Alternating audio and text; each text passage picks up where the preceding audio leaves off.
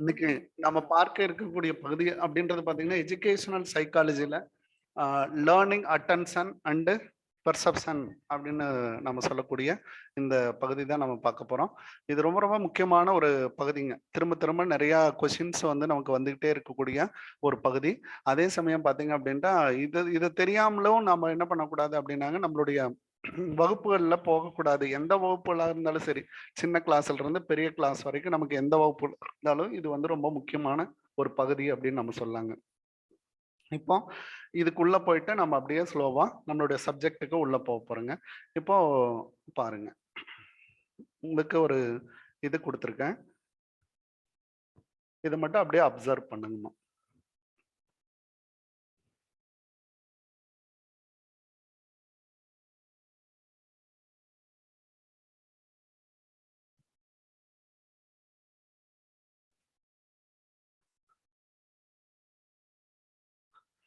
உதவியின்றி தவிப்பதற்கு உதவிடவே நீ படிப்பாய்.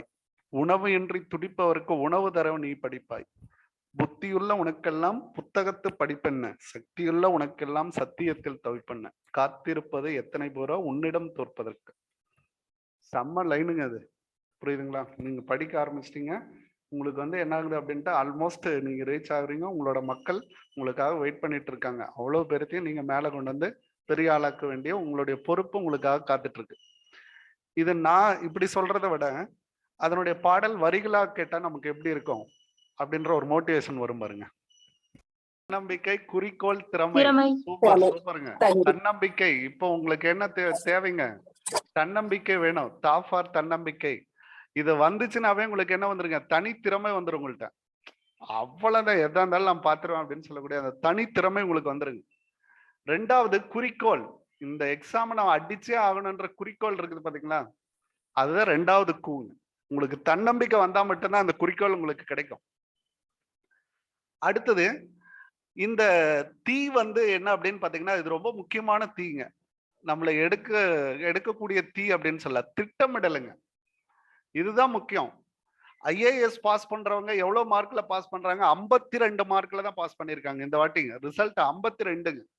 100க்கு 100 எடுக்கிறது இல்லைங்க. ஐஏஎஸ் ப்ரிப்பரேஷன்ல மார்க் மதிப்பெண்கள் எடுத்தவங்கள 52% பாஸ் பண்ணிருக்காங்க. அப்ப இந்த இடத்துல நீங்க பார்க்க வேண்டிய ஒரு விஷயம் என்ன அப்படின்னு பாத்தீங்க அப்படின்னா, அதே இதுல வந்து நமக்கு ஹையஸ்ட் மார்க் ஒரு 72 வருது அப்படின்னாலும் அதுவும் பாஸ் தான். 51ங்கிறதும் பாஸ் தான். நாம வந்து மெதுவா படிக்கிறோம், அவங்க வேகமா படிக்கிறாங்க, எல்லாத்தையும் படிச்சு வச்சிருக்காங்க அப்படின்றது இதுல கிடையாது. அவங்க வேகமா படிக்கிறாங்க, அவங்க வந்து முயல் வேகத்துல போறாங்க. ஆனா நீங்க என்ன பண்றீங்க? ஆமை வேகத்துல போறீங்க. முயலும் ஜெயிக்கணுங்க, ஆமையும் ஜெயிக்கும். ஆனா முயலாமை மட்டும் ஜெயிக்காதுங்க.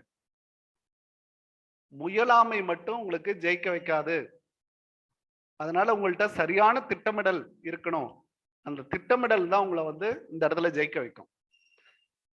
தன்னம்பிக்கை உங்கள்ட்ட வந்து தனித்திறமை வருது. உங்களுடைய குறிக்கோள் என்னன்றது தெரிஞ்சிருது. சரியான திட்டமிடல் கொடுங்க. நான் உங்களுக்கு இருக்கேன். உங்களுக்காக வழி நடத்துறதுக்கு நான் இருக்கேன். சிறந்த தேரோட்டி, அவ்வளவுதாங்க. அர்ஜுனனுடைய வெற்றிக்கு சிறந்த தேரோட்டி அப்படின்னு சொல்லுவான். கர்ணனுடைய தோல்விக்கு தேரோட்டி சரியாக இல்லாதது அப்படின்னு சொல்லுவான். அது மாதிரி நம்ம எல்லா விஷயத்திலயும் ஒரு பாசிட்டிவிட்டியே எடுத்துக்கலாங்க.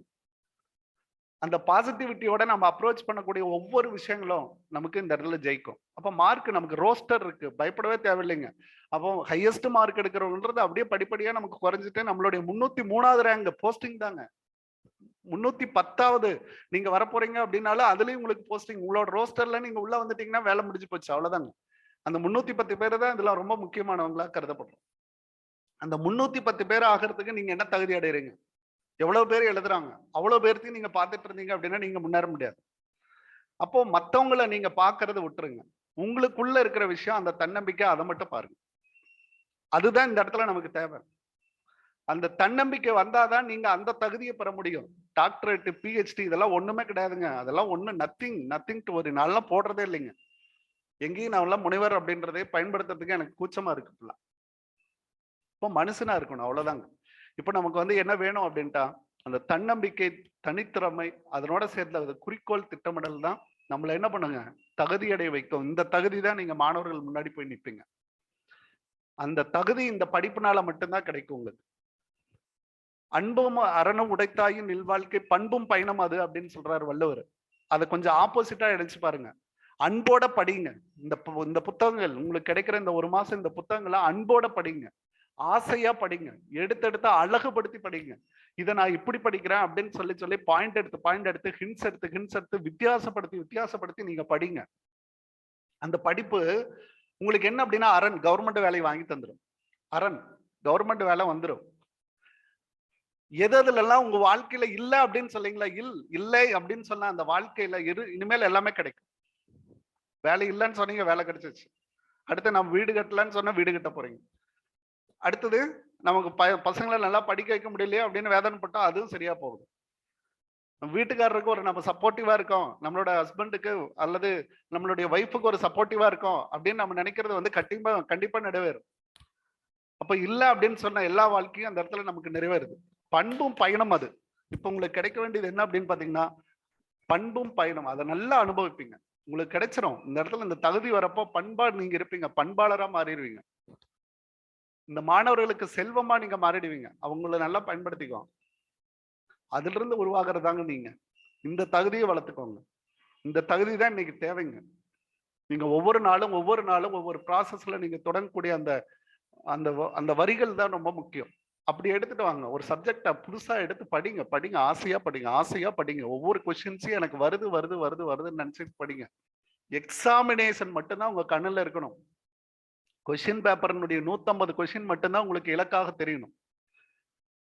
கடைசி தேதி எக்ஸாம், அதாவது எக்ஸாம் அப்ளை பண்றதுக்கு கடைசி தேதி எக்ஸ்டெண்ட் ஆகுமா, இதெல்லாம் நீங்க பார்க்கக்கூடாது. அடுத்தது எக்ஸாம் தள்ளி போகுமா, பார்க்கக்கூடாது. இந்த மாதிரியான விஷயங்களை நீங்க பார்த்துட்டே இருந்தீங்கன்னா என்னைக்கு நீங்க பார்க்க போறீங்க? அதெல்லாம் பார்க்கவே கூடாது. உங்ககிட்ட என்ன இருக்கு, இன்னைக்கு என்ன முடியல, நாளைக்கு என்ன முடியுன்றதை மட்டும் யோசிங்க. அவ்வளவுதான். நாளைக்கு என்ன முடிக்கணும்னு யோசிங்க. முடியாதுன்ற வார்த்தையே நம்மள்ட்ட இருக்கக்கூடாது. நாளைக்கு என்ன முடிக்கணும் அப்படின்றத யோசிங்க. அதுதான் உங்களுடைய வெற்றிக்கான பயணம். ரொம்ப கஷ்டப்பட்டுட்டோம் இல்லைங்க. 2 வருஷம் வந்து இந்த கொரோனாங்கிறது நமக்கு எவ்வளவு விஷயங்களை நமக்கு கத்துக் கொடுத்துருச்சு. உங்களை போலவே பல ஆயிரம் பேர் வெளியில அப்படி படிச்சுட்டு இருக்கான். இது வந்து அவன் உசுரை கொடுத்துட்டு படிக்கிறானுங்க. தூக்கம் போச்சு, இரவுல நம்ம வந்து சரியா பகல்ல சரியா சாப்பிட முடியல, எல்லாமே போச்சு. எல்லாம் அப்படியெல்லாம் பலப்படுத்தியே ஆகணும், வேற வழியே கிடையாது. இது ஒரு தவம். இந்த தவத்தை செஞ்சா மட்டும்தான் நம்ம உள்ள வர முடியும். அதுதான் தகுதி.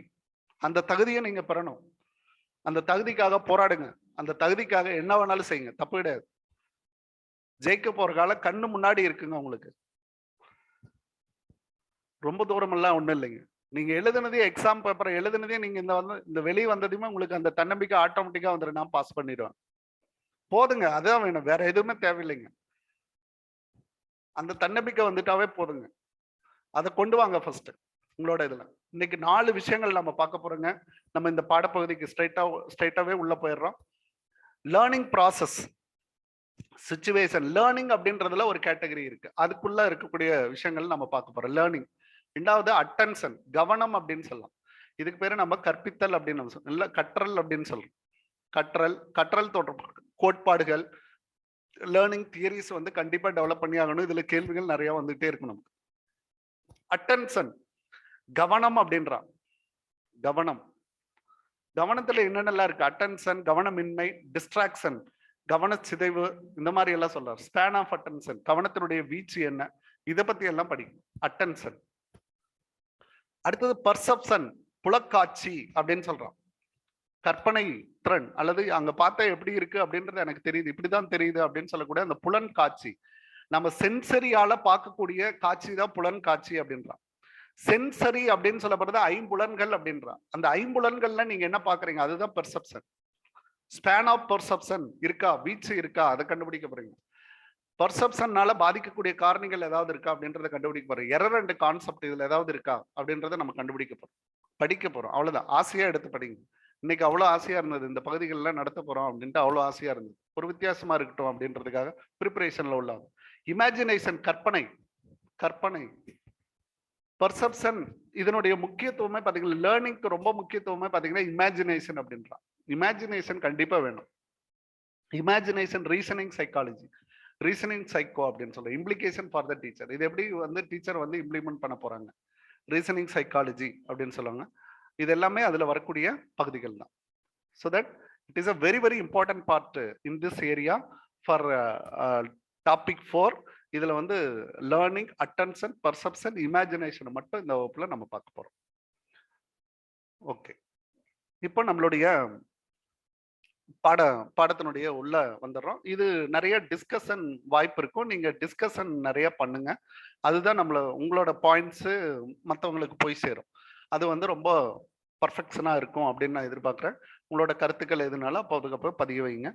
லேர்னிங் தியரிஸ்ல வந்து நம்ம என்ன சொல்ற, கற்றல் கோட்பாடுகள். இதுக்கு பேரு நம்ம என்ன சொல்லாங்க, கற்றல் கோட்பாடுகள்.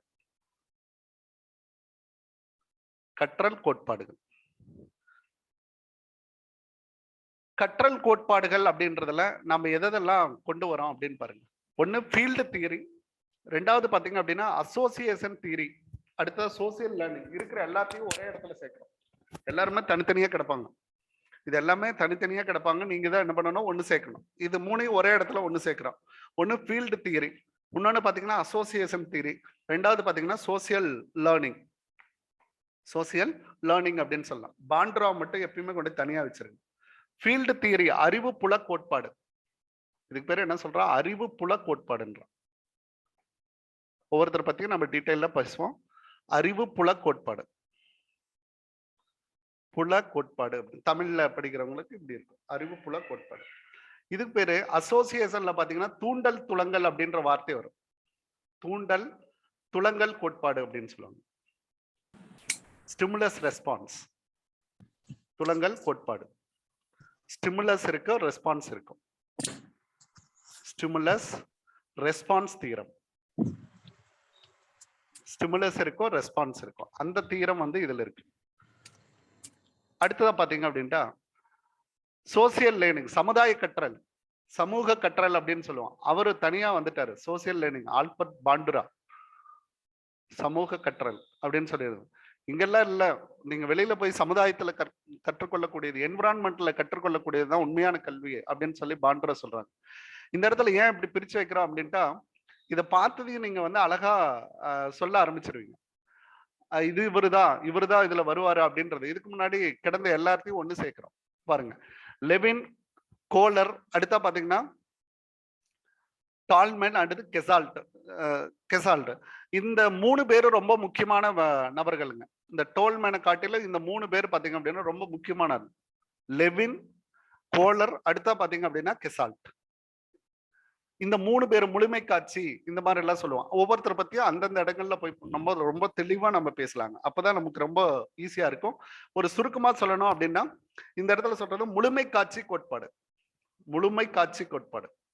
டோட்டல் இலூசன், டோட்டல் அப்படின்னு சொல்றாரு. முழுமை காட்சி அப்படின்னு ஆவதுல வச்சுங்கன்னா கெசால்ட். கோலர் அப்படின்னு பாத்தீங்க அப்படின்னா உட்காட்சி, இன்சைட் லேர்னிங் அப்படின்னு சொல்றாரு. கோலர் பாத்தீங்கன்னா உட்காட்சி அப்படின்னு சொல்லுவார். உள்ள நம்ம பார்த்து இன்சைட் லேர்னிங். இந்த வேர்ட் எல்லாம் நீங்க மறக்க கூடாது. கோலர் அப்படின்ற பேர் சொன்னாவே இன்சைட் லேர்னிங்க சொல்லணும். முழுமை காட்சி அப்படின்னு சொல்லப்படுறது ஹோல் லேர்னிங் அப்படின்னு சொல்றாரு. அவர் வந்து டோட்டல் லேர்னிங் அப்படின்ற வேர்டுல வராரு. டோட்டல் லேர்னிங்னு சொல்லலாம், டோட்டல் லேர்னிங்னு நீங்க சொல்லலாம், ஹோல் லேர்னிங் அப்படின்னு நீங்க சொல்லலாம். இது எல்லாமே இதுக்குள்ள வருது. முழுமை காட்சி, உட்காட்சி அப்படின்னு சொல்லக்கூடிய இன்சைட் லேர்னிங் கோலர். அடுத்த பாத்தீங்கன்னா கெசால்ட் பாத்தீங்க அப்படின்னா உங்களுக்கு யாரு அப்படின்னு பாத்தீங்கன்னா இது முழுமை காட்சிங்க. அடுத்தது கோலர் பாத்தீங்க அப்படின்னா இவர் ஜெர்மனியன், இவர் ஜெர்மனியை சேர்ந்தவர். கெசால்ட் பாத்தீங்கன்னா ஒருங்கிணைக்கப்பட்ட முழுமை கோட்பாடு இதுவும் சொல்லுவாங்க. இன்டகிரேட்டட் அப்படின்ற ஒரு வார்த்தையை சொல்லுவாங்க. இன்டகிரேட்டட் லேர்னிங் அப்படின்னு சொன்னாலும் இவர் தான். இன்டகிரேட்டட் லேர்னிங் அப்படின்னு சொன்னாலும் இவர் தான் வரும். இதுக்குள்ள ஒரு ஸ்மால் அண்டர்ஸ்டாண்டிங், எனக்கு தெரிஞ்ச விஷயங்கள் அதுக்குள்ள போடுறேன். அதுக்கப்புறம் உங்களுடைய விஷயங்கள் நீங்க அப்படியே ஷேர் பண்ணுங்க. அடுத்தது இந்த சைடு நம்ம வரோம், தூண்டல் துலங்கல் கோட்பாடு. அதுக்கு நம்ம வரோம். அதுல பாத்தீங்க அப்படின்னா ஃபர்ஸ்ட் இதனோட பயனர் பாத்தீங்கன்னா பாவ்லவ் அப்படின்றது. இதுல ப்ரீவியஸ்ல எல்லாம் நிறைய கொஸ்டின்ஸ் எப்படி எல்லாம் கேட்டிருக்காங்க அப்படின்னு பாத்தீங்கன்னா யாரு கண்டுபிடிச்சா, எந்த நாட்டை சேர்ந்தவர், அவரோட முழு விவரங்களை தெரிஞ்சிருக்கணும். அதே மாதிரி அவங்க எக்ஸ்பெரிமெண்ட்டுக்காக என்ன அனிமல்ஸை பயன்படுத்துறாங்க அதையும் நம்ம நல்லா தெரிஞ்சிருக்கணும். அந்தந்த இடங்கள்ல வந்து அதை சுட்டி காட்டுவேன், அந்த நம்ம பார்த்துக்கலாம். இவங்க இந்த தூண்டல் துலங்கல் வரப்போ இவங்க எல்லாமே பாத்தீங்க அப்படின்னா எக்ஸ்பெரிமெண்டலா வருவாங்க. இதெல்லாமே பாத்தீங்க அப்படின்னா அவங்களோட இண்டிவிஜுவல் ரெஸ்பான்ஸ்ல இருக்கிற மாதிரியே இருக்கும். ஃபீல்டு தியரி எல்லாம் இண்டிவிஜுவல் ரெஸ்பான்ஸ் அல்லது இண்டிவிஜுவல் டிஃபரன்சஸ்ல இருக்கிற மாதிரி இருக்கும். இவங்க எல்லாமே பாத்தீங்கன்னா ஏதாவது ஒரு எக்ஸ்பெரிமெண்டோட தான் உள்ள வருவாங்க. அசோசியேஷன் தியரி, பாவ்லவ், ஸ்கின்னர், தாண்டெக், அடுத்தது ஹல், குதிர், இவர் எல்லாருமே பாத்தீங்க அப்படின்னா இதுல இந்த 2 பேரை விட இந்த 3 பேர் ரொம்ப முக்கியமான, இந்த 3 பேர் வந்து ரொம்ப முக்கியமான ஒருத்தர் அப்படின்னு நம்ம சொல்லலாம். அடுத்தது ஆல்பர்ட் பாண்டடா சோசியல் லேர்னிங் அப்படின்னு நம்ம சொல்லிடலாம். இதே மாதிரி சமூக உறவியலினுடைய தந்தை, இந்த சமூகம் அப்படின்ற பாக்குறதுனால சமூக உறவியலினுடைய தந்தை அப்படின்னு ஒருத்தர் சொல்லலாம். சமூக உறவியல் அப்படின்னு சொல்லாங்க. சோசியல் ரிலேஷன்ஷிப் அப்படின்றதனுடைய ஒரு பார்ட், சோசியல் ரிலேஷன்ஷிப்ல இருக்கக்கூடிய பார்ட். அதுக்கு வந்து அதனுடைய தந்தை, இந்த கான்செப்டை விளக்கியவர் அப்படின்னு நம்ம சொல்லலாம்.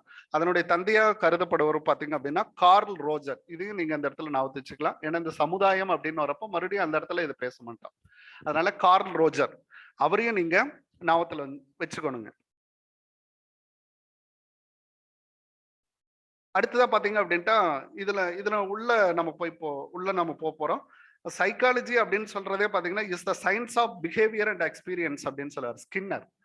சைக்காலஜிக்கே ஒரு விளக்கம் கொடுத்திருப்பாரு ஸ்கின்னர். அதுவும் வந்து நமக்கு ரொம்ப முக்கியம். அந்த இடத்துல நம்ம சொல்ல மாட்டோம், இங்கே நம்ம சொல்லிடலாம். சைக்காலஜி அப்படின்னு சொல்லப்படுறது என்ன அப்படின்னா science and behaviour, science of behaviour and experience. இந்த வார்த்தை ஞாபகத்தில் வச்சுக்கிட்டீங்கன்னா போதும். Science of behaviour and experience. Behaviour and experience, science of behaviour. இது ஒரு அறிவியல். இது வந்து என்ன அறிவியல்? நடத்தை பற்றிய அறிவியல், அனுபவத்தை பற்றிய அறிவியல். அதுதான் சைக்காலஜி அப்படின்னு சொல்றாரு ஸ்கின்னர். எஸ்எப் ஸ்கின்னர் அப்படின்னு பேர் அவர். SF Skinner. இதெல்லாம் வந்து டிஎன்பிசி இதுல எல்லாம் கேட்டிருந்ததுங்க. டிஎன்பிசில கேட்கப்பட்ட ஒரு சில கொஸ்டின்ஸ், அதையும் வந்து இதுல உங்களுக்கு சொல்லுங்க.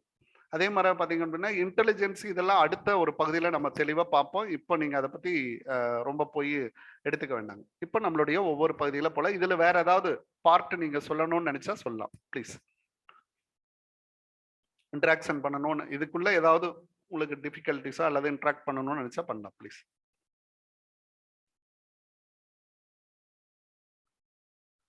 அதே மாதிரி இந்த இன்டெலிஜென்சி வரப்போ நுண்ணறிவு சோதனை அப்படின்னு சொல்லுவாங்க. நுண்ணறிவு சோதனை, இன்டெலிஜென்சி தீரம். இன்டெலிஜென்சி நுண்ணறிவு வந்தாவே பீனே அப்படின்றவரை ஞாபகத்தில் வச்சுக்கணும். ஏன்னா எல்லாத்தையும் இந்த இடத்துல நம்ம கூட வர பீனே, அவரை ஞாபகத்தில் வச்சுக்கோங்க. ஆல்பர்ட் பீனே அப்படின்னு சொல்லலாம், ஃபாதர் ஆஃப் இன்டெலிஜென்சி. இவர் தான் இதுக்கு ஃபாதர் ஆஃப் இன்டெலிஜென்சின்னு சொல்லுவாங்க. அங்க போய் நம்ம தனியா பார்ப்போம். இருந்தாலும் ஃபாதர் ஆஃப் இன்டெலிஜென்சி இவர் தான். இன்டெலிஜென்ஸ், நுண்ணறிவு சோதனையினுடைய தந்தை, நுண்ணறிவினுடைய தந்தை அப்படின்றது ஆல்பர்ட் பீனே அப்படின்னு சொல்லுவாங்க. அடுத்ததுக்கு போலாங்களா, இல்ல வேற ஏதாவது உங்களுக்கு சொல்ல வேண்டியது இருக்கா? ஒவ்வொருத்தரை பத்தியும் நம்ம டீட்டெயிலா நம்ம பார்க்க போறோங்க. இதுதான் இன்னைக்கு பெரிய வகுப்பு. இதுல இருந்து நமக்கு கேள்விகள் வந்துகிட்டே தான் இருக்கு. Okay, thank you. Field theory of learning. Field theory of learning first இவர் தான் வராருங்க, கர்ட் லெவின். அப்படிதான் வராரு. லெவின் தான் ஃபர்ஸ்ட் நமக்கு உள்ள வரவருங்க. அப்ப இவருடைய கான்செப்ட் என்ன அப்படின்னு பார்த்தோம் அப்படின்னா the father of modern social psychology அப்படின்றார். இவர் தான் வந்து கர்ட் லெவின் தான் வந்து மாடர்ன் சோசியல் சைக்காலஜி. அவரை மட்டும் தனியா எடுத்து பாருங்க. அப்பதான் உங்களுக்கு வந்து நல்லா இது வந்து புரியும், அண்டர்ஸ்டாண்டிங் ஆகிற மாதிரியே இருக்கும். Father of modern psychology. அடுத்து செகண்ட் இம்பார்ட்டன்ட் திங் என்ன அப்படின்னு பாத்தீங்கன்னா அடாப்டட் கெசால்ட் பிரின்சிபல். இவர் வந்து கெசால்ட்னுடைய கெசால்ட் அப்படின்னு வந்தால் உட்காட்சி கோட்பாடு, இன்சைட் லேர்னிங் அப்படின்னு நம்ம சொல்றோம் இல்லைங்களா. இன்சைட் லேர்னிங்கை எடுத்துக்கிட்டவரும் இவர் தான். இன்சைட் லேர்னிங்கை வந்து எடுத்துக்கிட்டவரும் இவர் தான். இன்சைட் லேர்னிங்கையும் இவர் தான் வந்து அடாப்ட் பண்ணியிருக்காங்க, அதுல இருந்து அடாப்ட் பண்ணியிருக்காங்க. அப்போ அடாப்டட் கெசால்ட் பிரின்சிபல், கெசால்ட் பிரின்சிபலையும் இவர் எடுத்துக்காரு. அடுத்த பாத்தீங்க அப்படின்னா ஃபர்ஸ்ட் சைக்காலஜிஸ்ட், இவர் தான் first psychologist. Purpose of development of individual. இதுதான் ரொம்ப முக்கியம். ஃபீல்டு தியரியில இருக்கக்கூடிய மிக முக்கியமான பாயிண்ட் இதுதான், டெவலப்மெண்ட் ஆஃப் இண்டிவிஜுவல். அதுதான் நமக்கு பார்க்க வேண்டிய இந்த இடத்துல இம்பார்ட்டன்டான பாயிண்ட், டெவலப்மெண்ட் ஆஃப் இண்டிவிஜுவல். அதாவது தனி மனிதனுடைய வளர்ச்சி அப்படின்றது வந்து ஃபீல்டு தியரியில தான் பார்க்கப்படும். தனி மனித வளர்ச்சி, தனி மனித வளர்ச்சி அப்படின்னு நம்ம சொல்லலாம். அந்த வளர்ச்சி வாஸ் த ப்ராடக்ட். எப்படின்னா இன்ட்ராக்ஷன் பிட்வீன் பாண்ட் டிஸ்போசிஷன், நேச்சரோட நீங்க நேச்சரையும் உங்களோட எக்ஸ்பீரியன்ஸையும் சம்மந்தப்படுத்துறீங்க. அந்த ரெண்டும் சேர்ந்து உருவாகிற லேர்னிங் தான் வந்து இவருடைய ஃபீல்டு தீரம் அப்படின்னு சொல்லப்படுறது. அப்ப இவரு சொல்லப்படுறது இதுக்கு வந்து என்ன அப்படின்னா ஒரு லைஃப் ஸ்பேஸ் அப்படின்றத ஒண்ணு காட்டுறாரு. இந்த பக்கம் உங்களுக்கு படத்துல கொடுத்துருப்போம் பாருங்க, லைஃப் ஸ்பேஸ் அப்படின்னு ஒண்ணு சொல்லி காட்டுறோம். இந்த லைஃப் ஸ்பேஸ்ல பாத்தீங்க அப்படின்ட்டா நமக்கு என்ன விஷயம் இருக்கும் அப்படின்னு பாத்தீங்க அப்படின்னா, வெளியில ஒரு அவுட்டர் இருக்கும். அது வந்து நம்மளுடைய அது வந்து நம்மளுடைய நேச்சர் அப்படின்னு நம்ம சொல்லலாம். நம்ம பிறந்ததையும் நமக்குள்ள ஒரு நேச்சர் வந்து கிரியேட் ஆயிருக்கும். அதுல வந்து நமக்கு பர்சனல் ஸ்டோரேஷன், அடுத்தது மோட்டார் பர்செப்ஷன், இந்த மாதிரி வார்த்தைகள்லாம் கொடுத்துருப்பாங்க. நீங்க ரொம்ப புரிஞ்சுக்க வேண்டியது என்ன அப்படின்ட்டா, உங்களுடைய எபிலிட்டி தேவை. இந்த ரெண்டு விஷயங்கள் தான் ரொம்ப முக்கியம். அந்த ரெண்டு வார்த்தைகள் கண்டிப்பா இதுல சொல்லியிருப்பாங்க. எபிலிட்டி அப்படின்னா உங்களுடைய திறமை, அடுத்தது தேவை. இந்த திறமை எந்த இடத்துல பயன்படணும் அப்படின்னு கண்டுபிடிச்சீங்கன்னா போதும். உங்களோட திறமை எங்க போய் பயன்படணும் அப்படின்றத கண்டுபிடிச்சீங்க அப்படின்னா இந்த தியரத்தை வந்து நீங்க எக்ஸ்பிளைன் பண்ணிடலாம். The person is often represented as a point of move in his life. ஒவ்வொரு வாட்டியும் ஒவ்வொரு லைஃப்ல அவனுடைய தேவைகள் மாறிட்டே இருக்கும், அவனோட எபிலிட்டியும் திறமைகளும் மாறிட்டே இருக்கும் அப்படின்றத அதை சொல்றாங்க. மேத்தமெட்டிக்கல் ரெப்ரசன்டேஷனா ஒரு ஈக்குவேஷனை கொடுக்குறாரு. இது என்ன அப்படின்னு பாத்தீங்கன்னா பிஹேவியர், பி ஃபார் பிஹேவியர் கீழே கொடுத்துருக்கான். பிஹேவியரல் ஃபங்க்ஷன் அப்படின்னு சொல்றாரு. ஏன்னா இண்டிவிஜுவல் டெவலப்மெண்ட் வந்து பிஹேவியரோட தான் தொடர்பு இருக்கு. அதுல இயற்கையும் அவருடைய எக்ஸ்பீரியன்ஸும் சேர்ந்த ஒரு நிகழ்வு. அப்போ அதுல வந்து function of the person interacting with his environment அப்படின்னு, இன்டராக்டிங் வித் ஹிஸ் என்விரான்மெண்ட் அப்படின்னு நம்ம சொல்றோம். ஓகே, இந்த கர்ட் லெவின் பத்தி வேற ஏதாவது உங்களுக்கு பாயிண்ட்ஸ் உங்களோட மெட்டீரியல் நான் பார்க்க முடியாது, நீங்க ஏதாவது அதுல மெட்டீரியல் இருந்தா டிஸ்கஸ் பண்ணுங்க ப்ளீஸ். அதாவது ஃபங்க்ஷன் ஒரு மேத்தமெட்டிக்கல் ஃபங்க்ஷன் அப்படின்னு அர்த்தம். மேத்தமெட்டிக்கல் ஃபங்க்ஷன் இந்த இடத்துல லெவின்ல வேற ஏதாவது இன்ஃபர்மேஷன் இருந்தா நீங்க ஷேர் பண்ணுங்க ப்ளீஸ்.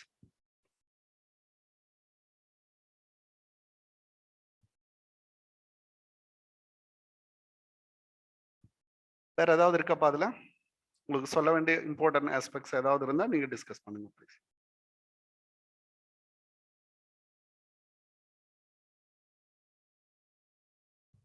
ஓகே, அடுத்தது நம்ம போறோம். ஃபர்ஸ்ட் நம்ம ஃபீல்டு தியரியில ஃபர்ஸ்ட் பார்த்தது லெவின் பார்த்திருக்கோம். லெவினுக்கு அடுத்துதான் நம்ம பார்க்க வேண்டிய பர்சன் அப்படின்னு பாத்தீங்கன்னா கண்டிப்பா ஃபீல்டு தியரியில ரொம்ப முக்கியமான ஆடு இவர்தான், தாண்டைக். தாண்டைக்கு பத்தி வேற என்னென்ன குறிப்புகள்லாம் நீங்க சொல்லுங்க. இதுக்கு முன்னாடி படிச்சதுல நீங்க எதெல்லாம் சொல்றீங்க சொல்லுங்க பார்க்கலாம். தாண்டைக்க பத்தி வேற என்னென்ன குறிப்புகள்லாம் உங்களுக்கு தெரியும்? இது வந்து தாண்டைக்கோட trial and error learning sir. முயன்று தவறி கற்றல் அப்படின்னு சொல்றோம். முயன்று தவறி கற்றல். ஓகேங்க. அதாவது இவர் என்ன சொல்லியிருப்பாரு அப்படின்னு பாத்தீங்கன்னா சேஞ்ச் ஆஃப் பிஹேவியர் தான். அவரு சொன்னதுல இருந்தே அவரு கொண்டு வந்திருப்பாரு. சேஞ்ச் ஆஃப் பிஹேவியர் அப்படின்ற கான்செப்ட் தான். சேஞ்ச் ஆஃப் எந்த ஒரு உயிரினமும் தொடர்ந்து முயற்சி பண்ண அது அதோட சக்சஸ் வந்து அடைய முடியும் அப்படின்றத அவர் சொல்றது. சூப்பருங்க, வெரி குட். தொடர்ந்து முயற்சி பண்றப்ப அதுல வெற்றி அடைய முடியும் அப்படின்றதுதான் இதனோட அப்போ கற்றலின் இறுதி விளைவு நடத்தையில மாற்றம் அப்படின்றாரு. கற்றலின் இறுதி விளைவு நம்ம தொடர்ந்து கற்றுட்டே இருக்கோம் அப்படின்னா கற்றலின் இறுதி விளைவு அப்படின்றாரு. ஃபைனல் அவுட்கம், இறுதி விளைவு அப்படின்னு சொல்லப்படுறது நமக்கு எதுதாங்க? நடத்தை மாற்றம் தான். நடத்தை மாற்றம் அதுதான் பிஹேவியரல் சேஞ்ச் அப்படின்றாரு. பிஹேவியரல் சேஞ்ச் அப்படின்னு சொல்லலாம். கற்றலினுடைய இறுதி விளைவு அப்படின்றத நம்மளுடைய பிஹேவியரல் சேஞ்ச் அப்படின்னு நம்ம சொல்லலாம். அவர் வேற இது வந்து கற்றல் வந்து முழு சுதந்திரமாக இருக்கணும் அப்படின்னு சொல்லுவார். முழு சுதந்திரமாக இருக்கணும், அதுல திறன், அறிவு, மனப்பான்மை 3 விஷயங்கள் இருக்கணும் அப்படின்னு சொல்றவரும் அவர் தாங்க. கற்றல்ல வந்து திறன், அறிவு, விளைவு விதி, பயிற்சி விதிலாம் சார் அது எழுதியிருக்கமா? இங்க எழுதியிருக்கா? அது எல்லாமே இங்கதான் பார்க்க போறோம். ஒவ்வொரு விதிகளும் இந்த இடத்துல இருக்கும் சார். இந்த தமிழ்ல இருக்காதாங்க சார்? உங்களோட மெட்டீரியல் இருக்கலாமா? மெட்டீரியல் தமிழ்ல இருக்குல்ல எல்லாரும். இதுல வந்து என்ன அப்படின்னாங்க, நம்ம தெரிஞ்சுக்க வேண்டியது என்ன அப்படின்னா எல்லாருமே தமிழ்லயே தெரிஞ்சுக்கிட்டோம் அப்படின்னா கஷ்டமா இருக்கும். நான் உங்களுக்கு அது வந்து சொல்றேன், ஃபைனல் அவுட்கம் இப்படி எல்லாம் சொல்றேன் இல்லைங்களா? இதை வந்து நீங்க புரிஞ்சுக்கணும். தமிழ்லயே எடுத்து போட்டு சொன்னேன் அப்படின்னா உங்களுக்கு இங்கிலீஷ்ல ஒரு வேர்டு இருந்ததுன்னா உங்களால மீனிங் பண்ணிக்க முடியாது. அதனால வந்து கொஞ்சம் இங்கிலீஷும் சேர்த்து படிக்கணும். நல்ல விஷயம் தாமா, புதுசா தானே கத்துக்கிறோம்.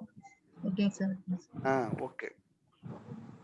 தியரி ஆஃப் அசோசியேஷன்ல ரொம்ப முக்கியமான விஷயம். சாரி, இந்த இந்த பர்சன், இந்த தாண்டேக் வந்து இதுல எதுல வராருங்க? தாண்டேக் வந்து எதுல வராருங்க? தியரி ஆஃப் அசோசியேஷனுங்களா, தியரி ஆஃப் ஃபீல்டுங்களா? சார் அசோசியேஷன் அசோசியேஷன்ல வராரு. Stimulus response theory. Okay okay. Stimulus response, அதை ஞாபகத்துல வச்சுக்கணும். ஸ்டிமுலஸ் ரெஸ்பான்ஸ்ல ஞாபகத்துல வச்சுக்கணுங்க.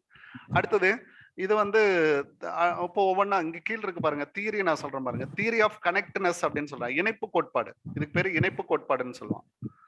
இணைப்பு கோட்பாடு இதுதான் வந்து குடியரசு கோட்பாடு அப்படின்னு சொல்லுவான். இதுக்கு பேரு குடியரசு கோட்பாடு. குடியரசு கோட்பாடு. இதுக்கு பேரு குடியரசு கோட்பாடு. அடுத்த பாத்தீங்க அப்படின்ட்டா ரெடினஸ் அப்படின்றது எரர், முயன்று தவறி கற்றல். நண்பர் சொன்னார் இல்லைங்களா, முயன்று தவறி கற்றல். இது வந்து ரொம்ப முக்கியம். முன்னெல்லாம் ஃபெயில் ஆகி பாஸ் பண்ண, இப்ப எல்லாம் டைரக்டாவே பாஸுங்க. அது நீங்க எக்ஸாம் எழுதலைனாலும் பாஸ், முயற்சியே கிடையாதுங்க இதுல. அப்போ ரெடினஸ் அப்படின்றான். ரெடினஸ் அப்படின்னு சொல்லப்படுறது ஆயத்த விதிங்க. ஆயத்த விதி இது எல்லாமே தனித்தனியா உங்களுக்கு நோட்ஸ்ல இருக்கும், நீங்க படிச்சுக்கலாம். இது வந்து பயிற்சி விதி. பயிற்சி விதி இது வந்து விளைவு விதி. இது எல்லாமே இவரு தான் சொல்லியிருக்காரு. ஒவ்வொன்றும் என்னென்ன அப்படின்றது விளக்கமாக அதில் இருக்குங்க. அதை நீங்க பாத்துக்கலாம். ஒவ்வொன்றும் என்னென்னங்கிறது விளக்கமாக அதில் இருக்கு, நீங்க படிச்சுக்கலாம். தமிழ்லயே இருக்குங்க. ரெடினஸ்ல வந்து அவர் 2 ரெடினஸ் கொடுப்பாருங்க. என்ன ரெடினஸ் அப்படின்னா, இன்ஹெரிட்டன் ரெடினஸ், ஆட்டிடியூட் ரெடினஸ் அப்படின்னு சொல்றாரு. இயற்கையாவே அமையும் ஆயத்தம் அப்படின்னு ஒண்ணு இருக்கும். ஆயத்தம் அப்படின்றது நம்ம போனா அங்க எல்லாம் கரெக்டா இருக்கும், எல்லாமே அது செட்டப்பா இருக்கும் அப்படின்னு அர்த்தம். இயற்கையாவே அது அதுக்கு தகுந்தாற் போல இருக்கும். ஒரு இடத்துல நம்ம போய் பேசணும் அப்படின்றப்போ அந்த பேசக்கூடியது பாத்தீங்க அப்படின்ட்டா நம்ம என்ன செய்யணும் அப்படின்னு பாத்தீங்கன்னா, அதுக்காகவே ஒரு மேடை அமைச்ச மாதிரியே உங்களுக்கு இருக்கும். ஒரு சின்ன ஒரு குன்று மாதிரி நமக்கு இருக்கும். நமக்காகவே மேடை அமைச்ச மாதிரியே இருக்கு அப்படின்னு சொல்லுவாங்க. இந்த புரட்சியாளர்கள்லாம் பேசுறப்ப பாத்தீங்க அப்படின்னா ஒரு குன்றின் மேல ஏறி பேசுவாங்க. அது இயற்கையாவே அமைஞ்ச மாதிரி ஒரு இடம் அப்படின்றத. அப்போ அந்த ரெடினஸ் வந்து அங்க இருக்குன்றார். 2வது மனப்பான்மை விளைவாக. ஆட்டிடியூட் அப்படின்னா தமிழ்ல என்ன சொல்லுவோம் அப்படின்னா மனப்பான்மை. ஆட்டிடியூட் அப்படின்னா மனப்பான்மை அப்படின்னு அர்த்தம். அதையும் நீங்க பாத்துக்கணும். மனப்பான்மை அப்படின்னு அர்த்தம். அது குறித்து அமையக்கூடிய விளைவு அப்படின்னு அர்த்தம். அதையும் நீங்க பாக்கணும். அதற்குறித்து அமைந்த விளைவு அப்படின்னு நம்ம சொல்லுவோம். ஆட்டிடியூடினுடைய அடிப்படை என்னன்னு சொல்லுவான். இது எல்லாமே இதுல இருந்து அவர் சொன்ன கருத்து இல்லை. ஆட்டிடியூடினுடைய அடிப்படை பேஸ் அப்படின்னா இன்ட்ரெஸ்ட் அப்படின்றான். இதனுடைய ஆட்டிடியூடினுடைய பேஸ் அப்படின்னா இன்ட்ரெஸ்ட் அப்படின்னா விருப்பம் இருந்தாதான் உனக்கு ஆட்டிடியூட் வரும். விருப்பம் இருந்தாதான் உனக்கு ஆட்டிடியூட் வரும் அப்படின்னு சொல்றான். அப்போ விருப்பம் தான் அடிப்படை. விருப்பத்துக்கு அப்புறம் தான் மனப்பான்மை உனக்கு கிரியேட் ஆகும். அப்ப அது வந்து எப்படி இருக்கலாம், ஒரு கவர்ச்சியினுடைய அடிப்படையில் கூட இருக்கலாம். அதனாலதான் மாணவர்களை போய் நீங்க ஃபர்ஸ்ட் அட்ராக்ட் பண்ணணும். அதை தான் சொல்லுவான். மாணவர்களை ஃபர்ஸ்ட் உள்ள ஒரு 5 நிமிஷம் அவனை பத்தி நீங்க பேசி புரிய வைக்கணும். ஒரு சப்ஜெக்டுக்கு உள்ள போறதுக்கு முன்னாடி அவனை வந்து அட்ராக்ட் பண்ணணும். நீங்க சப்ஜெக்டுக்கு உள்ள கொண்டு போறதுக்கு தேவையான ஆயத்த பயிற்சி அப்படின்னு சொன்னோம்.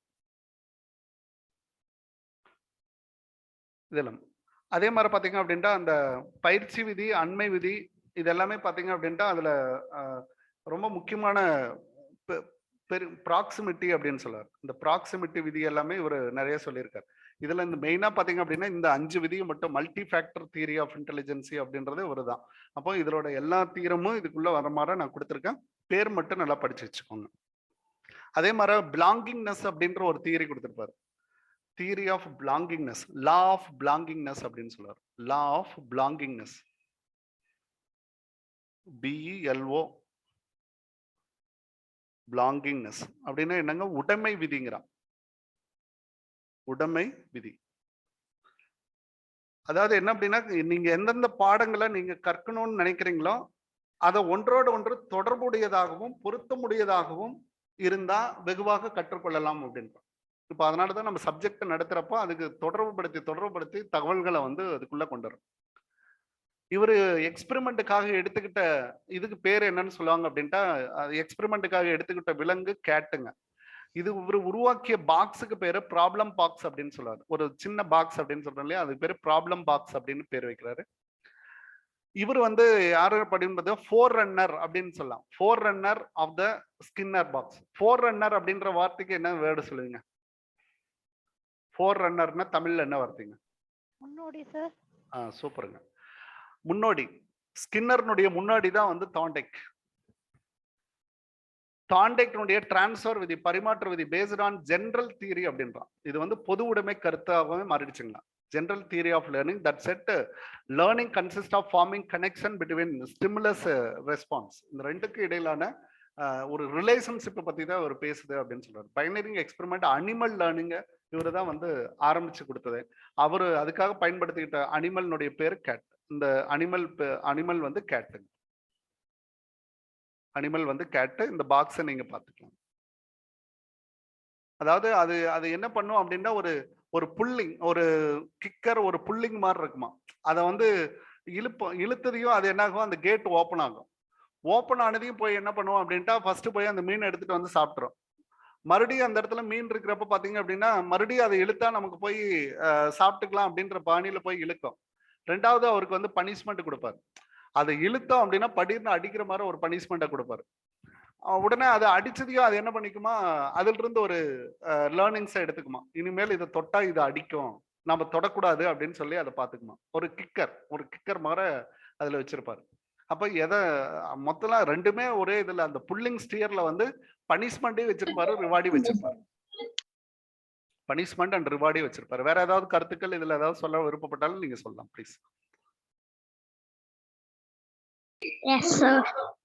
சொல்லுங்க.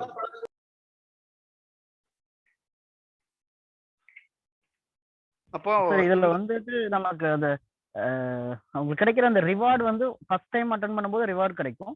செகண்ட் டைம் அட்டன் பண்ணும்போது, தேர்ட் டைம் அப்படியே அந்த அதை வந்து கத்துக்கிறதுக்கு முன்னாடி அந்த ரிவார்டை நம்ம ரிமூவ் பண்ணிட்டு அதோட லேர்னிங் வந்து இல்லாம போயிருக்கு. கத்துக்கிட்டது இல்லாம போயிருக்கு. கத்துக்கிட்டது எல்லாமே ரிவார்டு நம்ம கொடுக்குற அந்த ஃபுட், அந்த பூனைக்கு வந்து நம்ம கரெக்டா அந்த ரிவார்டு அப்படின்றது வெளியே வந்தோடனே ஃபுட் கிடைக்குது. ரிவார்ட் கொடுக்கணும். அப்படி இல்ல சூப்பருங்க. எக்ஸ்ட்ரீம் எக்ஸலண்ட்டுங்க.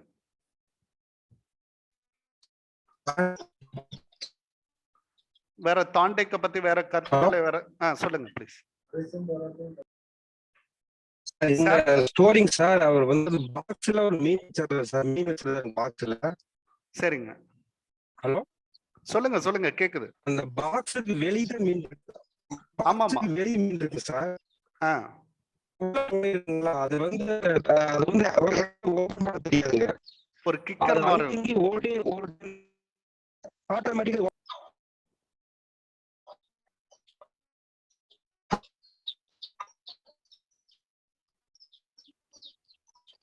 ஹலோ,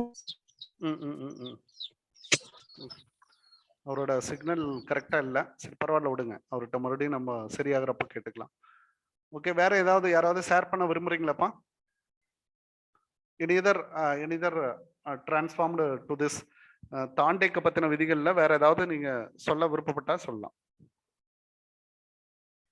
ஓகே, நம்மளுடைய அடுத்த பகுதிக்கு அதே மாதிரி பாத்தீங்கன்னா மோஸ்ட்லி அனிமல்ஸோட லேர்னிங்காக பயன்படுத்துவாங்க. ஆமா, நம்ம அந்த யானையை வந்து பழக்கிறது, புறாவை பழக்கிறது, அது எல்லாமே இந்த ட்ரையல் அண்ட் எரர் லேர்னிங்ல தான்.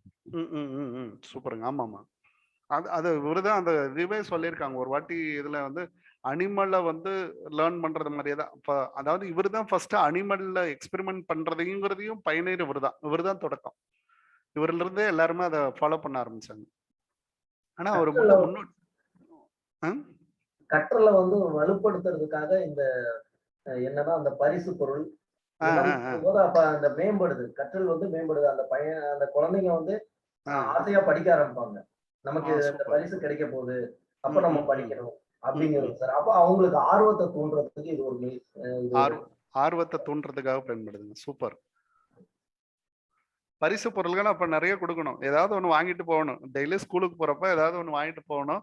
அவங்கள வந்து இன்டராக்ட் பண்ணணும் அப்படின்னு அர்த்தம். அதைவே அவன் எதிர்பார்த்துக்கிட்டே இருப்பான் இல்லைங்களா. அவனை வந்து என்கரேஜ் பண்ற மாதிரி விஷயங்களை வந்து அவனை என்கரேஜ் பண்ணணும். ஓகே, நல்ல ஆசிரியர். இதெல்லாம் நம்ம வந்து ரீஇன்ஃபோர்ஸ்மென்ட் அப்படின்னு சொல்றோம் சார். ரீஇன்ஃபோர்ஸ்மென்ட், பாசிட்டிவ் ரீஇன்ஃபோர்ஸ்மென்ட் இருக்கலாம், நெகட்டிவ் ரீஇன்ஃபோர்ஸ்மென்ட் இருக்கலாம். ரெண்டு இருக்கு, ரெண்டுமே ஆகும். ஆக்க நிலை மோஸ்ட்லி வந்து நம்ம பாசிட்டிவ் ரீஇன்ஃபோர்ஸ்மென்ட் பயன்படுத்தினாதான் நம்ம எக்ஸ்பெக்ட் பண்ற லேர்னிங் அந்த அனிமல் கிட்ட வரும். ஆமாங்க. அதை வந்து எதிர்பார்க்க முடியும். அதாவது உங்களோட அப்ஜெக்டிவ் வந்து ஃபுல்ஃபில் ஆகும். உங்களோட அப்ஜெக்டிவ் வந்து ஃபுல்ஃபில் ஆகும். அதனால எல்லா நேரத்துலயும் நம்ம என்டர்டைன்மெண்ட்டாவே இருந்துடக்கூடாது. தேவைப்படுறப்போ நம்ம என்ன பண்ணணும், பனிஷ்மெண்ட்டே கொடுக்கணும்ன்றது அந்த நெகட்டிவ் ரீஇன்ஃபோர்ஸ்மெண்ட்டையும் நம்ம பயன்படுத்தணும். பயன்படுத்தணும். மோஸ்ட்லி வந்து பாசிட்டிவ் தான் நம்ம பயன்படுத்தணும்னா தான் நம்ம எக்ஸ்பெக்ட் பண்ற லேர்னிங் அந்த அது அனிமலா இருந்தாலும் சரி, ஸோ யாரா இருந்தாலும் அது நம்ம எக்ஸ்பெக்ட் பண்ற லேர்னிங் அங்க நமக்கு கிடைக்கும். Correct, excellent, amazing amazing. அது வந்து ரீஇன்ஃபோர்ஸ்மெண்ட் தமிழ்ல படிக்கிறவங்க ஆக்க நிலையுறுத்தல் அப்படின்னு சொல்லுவாங்க. அப்படிதானங்க? தமிழ்ல வந்து ஆக்க நிலையுறுத்தல், ரீஇன்ஃபோர்ஸ்மெண்ட், வலுவூட்டம் அப்படின்னு சொல்லுவாங்க. ரீஇன்ஃபோர்ஸ்மெண்ட் ரெஸ்பான்ஸ்னா தான் ஆக்க நிலையுறுத்தல் இல்லைங்க? ஆமாங்க சார். இது வந்து வலுவூட்டம். ரீஇன்ஃபோர்ஸ்மெண்ட் அப்படின்றது வந்து வலுவூட்டம், அதாவது அந்த கிஃப்ட், அந்த பிரைஸ் கிஃப்ட். இங்க வந்து அந்த பூனைக்கு இது இங்க வந்து நம்ம அந்த பூனைக்கு கொடுக்குற கருவாடு தான் அதோட ரீஇன்ஃபோர்ஸ்மெண்ட். ஒன்ஸ் வந்து அந்த லேர்னிங் வந்து போயிட்டு இருக்கும்போது ரீஇன்ஃபோர்ஸ்மெண்ட் எடுத்துட்டோம் அப்படின்னா அந்த லேர்னிங் இருக்காது. ஆமா ஆமா ஆமா, கரெக்ட்டுங்க, கரெக்ட். ஓகே, இப்போ இந்த இது பாத்தீங்கன்னா கொஞ்சம் முன்னாடி இருந்திருந்தா பெட்டரா இருந்திருக்கு. ஃபீல்டு தியரி ஒரு வாட்டி அப்படியே முடிச்சுட்டு வந்த மாதிரி இருக்கும். பரவாயில்ல, ஒரு இதை நான் ஆர்டர் பண்ணாம விட்டுருப்பேன்னு நினைக்கிறேன். இப்போ நம்மளுடைய இன்சைட் டோட்டல் லேர்னிங், அடுத்தது இன்சைட் லேர்னிங், ரெண்டையுமே வந்து கம்பேர் பண்றோம். இது வந்து இது ரெண்டும் நமக்கு எந்த தியரியில் வருங்க? ஃபீல்டு தியரியில் வருங்க இல்லைங்களா? ஃபீல்டு தியரியில் வரக்கூடியது. ஃபீல்டு தியரியில் வரக்கூடியது ஃபர்ஸ்ட் கெசால்ட்டை பார்த்தீங்க அப்படின்னா முழுமை காட்சி கோட்பாடு. கெசால்ட் அப்படின்னு எடுத்தீங்கன்னா முழுமை காட்சி கோட்பாடு, முழுமை காட்சி. அடுத்த பாத்தீங்கன்னா இது வந்து இன்சைட் உட்காட்சி கோட்பாடு அப்படின்னு நம்ம சொல்றோம். உட்காட்சி கோட்பாடு. Okay, solution of the problem என்ன அப்படின்னா சடன் ரியலைசேஷன். ஏதாவது உங்களுக்கு நீங்களாவே ஒரு சொல்யூஷன் பண்ண மாதிரி உங்களுக்கு அமைஞ்சிருக்கும். அதுக்காக வந்து இந்த கெசால்ட் பிரின்சிபல் வந்து உங்களுக்கு ரொம்ப முக்கியமானதாக இருக்கும். இந்த இதுல நம்ம பாக்குறப்ப பாத்தீங்க அப்படின்ட்டா வெரி இம்பார்ட்டன்ட் திங்ஸ் அப்படின்னு நம்ம எதெல்லாம் நம்ம சொல்றோம் அப்படின்னு பாருங்க. ரெண்டையும் கம்பேர் பண்ணி ஒன்னா பார்த்துட்டீங்கன்னா ரொம்ப ஈஸியா இருக்கும். அதுக்கு ஒரு சின்ன இதுல வந்து ஒரு கம்ப்ளீட்னஸ் இருக்கும். கெசால்ட்ல பாத்தீங்க அப்படின்னா ஒரு கம்ப்ளீட்னஸ் இருக்கும். எதை பார்த்தாலும் ஒரு வடிவம் அப்படின்ற மாதிரி இருக்கும். அதுல பாத்தீங்கன்னா என்னென்ன லா இருக்கு அப்படின்னு பாத்தீங்கன்னா லா ஆஃப் சிமிலாரிட்டி, ஒரே மாதிரி இருக்கு. சிவப்பும் ப்ளூ ஒரே மாதிரி, கோடுகள் ஒரே மாதிரியான அமைப்புடையதாக இருக்கு. இது வந்து ஒலிம்பிக்னுடைய சிம்பிள் மாடல்ல இருக்கு. இது இந்த மாதிரி லா ஆஃப் குட் ஃபிகர் அப்படின்னு சொல்லலாம். பர்ஃபெக்டான ஃபிகர் அப்படின்னா இதுதான் அப்படின்னு நம்ம. அடுத்து ப்ராக்சிமிட்டி, இது போன்றதே இது, கம்பேரிசன்ல இது போன்றதே இது அப்படின்னு நம்ம சொல்லலாம். Law of continuity, law of closure, ஒரே ஒரு சேஃபை உருவாக்குது அப்படின்னு அர்த்தம். காமன் ரீஜன், இந்த மாதிரி விஷயங்கள் எல்லாமே அந்த கெசால்ட்ல கொண்டு வந்திருப்பாரு. ஏதோ அவர் சொல்லக்கூடிய வார்த்தை காமன், ப்ராக்சிமிட்டி, அடுத்த பாத்தீங்க அப்படின்னா கண்டினியூட்டி, அடுத்த பாத்தீங்க அப்படின்ட்டா அவருடைய க்ளோசர், சைமெட்ரி, ஒரே அமைப்பாக இருக்கிறது, ஒரே மணி வடிவம், இந்த மாதிரி சைமெட்ரிக்கலா இருக்கிறது, சிம்பிளிசிட்டி, இந்த மாதிரியான விஷயங்கள், எளிமையாக இருக்கிறது, இந்த மாதிரி நிறைய விஷயங்களை வந்து அதுக்குள்ள கொண்டு வந்திருப்பார். கெசால்ட் வந்து ரொம்ப முக்கியமான ஒரு இம்பார்ட்டன்டான பர்சன். இதுல கெசால்ட் தியரியை வந்து கெசால்ட் தியரி அப்படின்னு சொல்றது அகக்காட்சி கற்றல் அப்படின்னு கூட, ஊடுருவி கற்றல் அப்படின்னு கூட சொல்லலாம். ஊடுருவி கற்றல் அப்படின்னு சொல்லலாம் இல்லைங்களா? ஆமாங்க சார், உட்காட்சி வழி கற்றல் அப்படின்னு நம்ம டைரக்டா நம்ம சைக்காலஜி புக்ல எல்லாம் தமிழ்ல பார்த்தோம்னா உட்காட்சி வழி கற்றல். உட்காட்சி வழி கற்றல் சார், முழுமை காட்சிங்க சார். முழுமை காட்சி தான் சார். சாரி, முழுமை காட்சி. தனித்தனியா இருக்க பொருளை நம்ம ஒன்னா பாக்குறோம். முகத்தை வந்து காது, கண்ணு, வாய், மூக்கு சேர்த்து பார்க்கும்போது முகமா தெரியும். இது வந்து இதுல 3 விஷயம். அந்த இதுல வந்து ஹோல் அப்படின்ற வார்த்தை இருந்தாலும், ஹோல் பேட்டர்ன் இந்த மாதிரி வார்த்தை இருந்தாலும் நீங்க எடுத்துக்கலாம். இதெல்லாமே ஒரு வடிவம் தானுங்க. இந்த உட்காட்சியில பாத்தீங்கன்னா இந்த ஹோல், டோட்டல், பேட்டர்ன், வடிவம், இதெல்லாம் வந்து அதுல இதுக்காக பயன்படுத்தின விலங்கு அப்படின்றதையும் பார்த்து வச்சுக்கணும் நீங்க. இதெல்லாம் இது பாத்தீங்கன்னா பிற்காலத்துல கோலர் இதை பயன்படுத்தி இருப்பாரு இல்லைங்க. இது கெசால்ட், இது மாதிரி கெசால்ட் தியரியை வந்து கோலர் தான் வந்து எளிமைப்படுத்திருப்பாரு.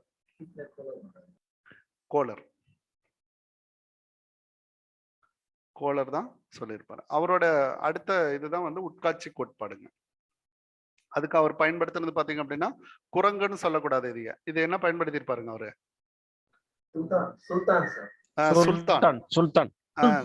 குரங்கோட பேரு சுல்தான். மனித குரங்கு சார். மனித குரங்கு சிம்பன்சி மாடலுங்களா? சிம்பன்சி வந்து வேற இன்னொருத்தர் பயன்படுத்துவாரு. இவர் பயன்படுத்தினவரோட இது வந்து உட்காட்சி கோட் பண்ணலாம். கெசால்ட் இதுக்கு பயன்படுத்துது. இது வந்து என்ன அப்படின்னா அதாவது ப்ராப்ளம் சால்விங்.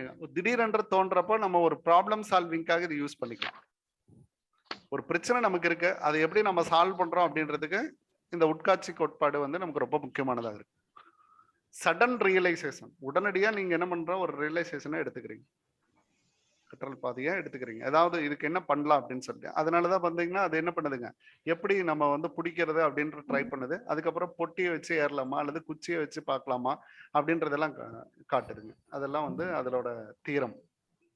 அப்ப இந்த ரெண்டு ஒண்ணு பாருங்க, இந்த ரெண்டும் ஒரு ஃபீல்டு தியரிக்குள்ள வரக்கூடியது உட்காட்சி கோட்பாடு. அதே மாதிரி பாத்தீங்க அப்படின்னா முழுமை கோட்பாடு. ஓகே, இந்த ரெண்டுல இது இந்த அளவுக்கு போதுங்க, ரொம்ப போட்டு உள்ள போக வேணாம். அடுத்த பகுதிக்கு நம்ம போயிடலாம். இந்த ரெண்டு பேரும் ரொம்ப முக்கியங்க, பாவ்லாவ் அண்ட் ஸ்கின்னர். ஏன்னா இதை கம்பேர் பண்ணி படிச்சிட்டீங்கன்னா உங்களுக்கு மறக்காது. பாவ்லாவ் தனியா படிச்சுக்கிட்டு இவரை தனியா படிச்சீங்கன்னா மறந்துடும். இந்த இடத்துல பாத்தீங்க அப்படின்ட்டா ஒவ்வொருத்தரோட பங்களிப்பு நமக்கு ரொம்ப முக்கியம். பாவ்லாவ் அப்படின்றவரை நீங்க எடுத்தீங்க அப்படின்ட்டா இந்த இடத்துல அவருடைய கிளாசிக்கல் கண்டிஷனிங் அப்படின்ற ஒரு வார்த்தைக்கு கொண்டு வர்றாரு. கிளாசிக்கல் கண்டிஷனிங், ஆக்க நிலையுறுத்தலாம். இதுக்கு பேரு என்ன சொல்லாங்க, அப்படிதானுங்க? ஆக்க நிலையுறுத்தல். ஆக்க நிலையுறுத்தல், ஆக்க நிலையுறுத்தல். இதுக்கு பேரு நம்ம என்ன சொல்லாங்க? இதுக்கு பேரு செயல்பட ஆக்க நிலையுறுத்தல். செயல்பட ஆக்க நிலையுறுத்தல். தமிழ்ல படிக்கிறப்ப செயல்பட ஆப்பரண்ட், செயல்படு ஆபரேஷனும் செயல்பட ஆக்க நிலையுறுத்தல். இதுல ரெண்டுமே இருக்கு, ரிவார்டு பனிஷ்மெண்ட் ரெண்டுமே இருக்கிற மாதிரி அவர் காட்டியிருப்பாரு. இது அந்த புல்லிங் மெத்தட் தாங்க. இதை டச் பண்ணா அவருக்கு பெனிஃபிட் வருது அப்படின்றப்ப தொடர்ந்து அதை டச் பண்ணிட்டே இருக்குமா. ஒரு வாட்டி பனிஷ்மெண்ட் கிடைக்குதுன்னா அதை டச் பண்ணாதான். அதுதான் அந்த இடத்துல ஒரு ஆப்பரண்ட் கண்டிஷன்ல சொல்லியிருப்பாருங்க. இவர் இதுக்காக பயன்படுத்தின இது என்ன அப்படின்றத நீங்க பார்த்து வச்சுக்கணும். என்ன இதை பயன்படுத்தினார் அப்படின்னா அவர் வந்து எலிய பயன்படுத்தியிருப்பாரு இல்லைங்க. ஸ்கின்னர் வந்து எலிய பயன்படுத்தியிருப்பாரு. எலி புறா சார், எலி புறாவே அவரோட பாக்ஸ்க்குள்ள வச்சு பார்ப்பாரு இல்லைங்க. புறா இன்னொன்னு பயன்படுத்துவாரு, எலி புறா பூனையும் பயன்படுத்தியிருப்பாரு. எலி புறா பூனை, இவர் மூணையுமே பயன்படுத்தியிருப்பாரு. அவரோட இதுல சொல்லியிருப்பாங்க. அதை வந்து இன்ஸ்ட்ருமெண்டல் கண்டிஷனிங் அப்படின்னு கூட சொல்றாங்க. இன்ஸ்ட்ருமெண்டல் கண்டிஷனிங், கருவிசார் ஆக்க நிலையுறுத்தல் அப்படின்னு சொல்றாங்க. கருவிசார் ஆக்க நிலையுறுத்தல் அப்படின்னு. இந்த இதுல பாத்தீங்க அப்படின்னா பாவ்லாவுடைய கண்டிஷன் நமக்கு அந்த ஒரு சவுண்டை வச்சுக்கிட்டு before conditioning, during conditioning, after conditioning 3 கண்டிஷனை எடுத்துக்கிறாரு. இது அதாவது ஃபர்ஸ்ட் வந்து இவர் 2 ஆப்ஷனை கொடுக்குறாரு. ஒன்னு ஃபுட்டு, உடனே அதனுடைய நாயினுடைய சலைவா வந்து கிரியேட் ஆக ஆரம்பிச்சிடும்.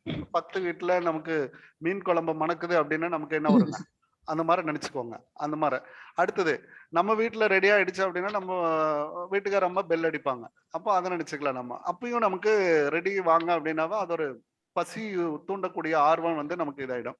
அப்ப இந்த இடத்துல பாத்தீங்க அப்படின்னா இந்த 2 விஷயங்கள சொல்றாரு. அப்ப இந்த ரெண்டையும் அதை பிராக்டிஸ் பண்ணி நமக்கு என்ன ஆயிடுச்சு, பெல் அடிச்சாவே அதுக்கு வரும் அப்படின்ற மாதிரி அது உணர்ந்துருமா. அப்ப டூரிங் த கண்டிஷன்ல பெல்லோ ஃபுட்டோ இந்த 2ல எது வந்தாலுமே அதனுடைய சலைவா வந்து கிரியேட் ஆக ஆரம்பிச்சிடும். ஆஃப்டர் கண்டிஷன்ல பாத்தீங்க அப்படின்னா வரல அப்படின்றப்போ வந்து அது வந்து ஏமாற்றம் அடையும் அப்படின்ற கான்செப்ட்ல எல்லாம் சொல்லியிருப்பாரு. அழகா இருக்கும், தமிழ்லயே நிறைய கிடைக்கும். நீங்க இது பாவ்லாவுடைய கண்டிஷன் அப்படின்னு பாத்தீங்க அப்படின்ட்டா நீங்க எடுத்து படிக்கலாம், எவ்வளோ விஷயங்கள் சொல்லியிருப்பாரு அதுல. நீங்க ஜென்ரலா நம்ம எக்ஸாம் பாயிண்ட் ஆஃப் வியூல தான் நம்ம படிக்க போறோம், அதனால நீங்க அதை மட்டும் நீங்க படிச்சுக்கிட்டீங்கன்னா போதுங்க. இதுல வந்து அன்கண்டிஷனல் ஸ்டிமுலஸ், இந்த யூசிஎஸ் அப்படின்னு சொல்லப்படுறது அன்கண்டிஷனல் ஸ்டிமுலஸ். உணவுக்கு தான் இது பேர் சொல்லுவாங்க, அன்கண்டிஷனல் ஸ்டிமுலஸ். கண்டிஷனே இல்லாத நம்மளுடைய ஸ்டிமுலஸ் ஆகிறது, நம்மளை தூண்டுறது அப்படின்னா உணவு மட்டும்தான். அன்கண்டிஷனல் ரெஸ்பான்ஸ் அப்படின்றது இந்த சலைவா, உமிழ்நீர் தான் வந்து நம்மளுடைய அன்கண்டிஷனல். இது ரெண்டுக்குமே அன்கண்டிஷனல் யூன்னு வரும். அடுத்த பாத்தீங்கன்னா பெல்லுக்கு நோ ரெஸ்பான்ஸ், அது எதுவுமே பண்ணாது. பட் இந்த ரெண்டையும் சேர்த்து கொடுக்குறோம் அப்படின்னா அதுக்கப்புறம் பெல் அடிச்சிங்கன்னா அது வந்து சலைவாவை கிரியேட் பண்ண ஆரம்பிச்சுக்கும். அதான் இதுதான் கண்டிஷனல். இந்த பெல்லுங்கிறதா நம்மளுடைய கண்டிஷனல். இந்த பெல் அப்படின்றதா நம்மளுடைய கண்டிஷனல். அப்போ கண்டிஷனல் ரெஸ்பான்ஸ், கண்டிஷனல் ஸ்டிமுலிய நம்ம கொடுக்குறப்போ,